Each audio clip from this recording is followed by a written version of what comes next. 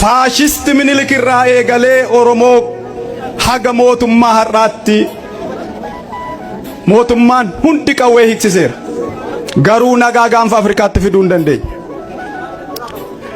Furmaanni nagaa argamsiisuu gaanfa Afrikaa Oromoo dhugaa isaatti deebisuudha. Hanga dhugaan uummata kanaa bakka itti deebi'utti uummata kana qofaatuun nagaa dhaba otoo hin ta'in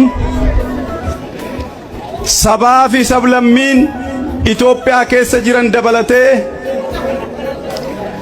biyyoota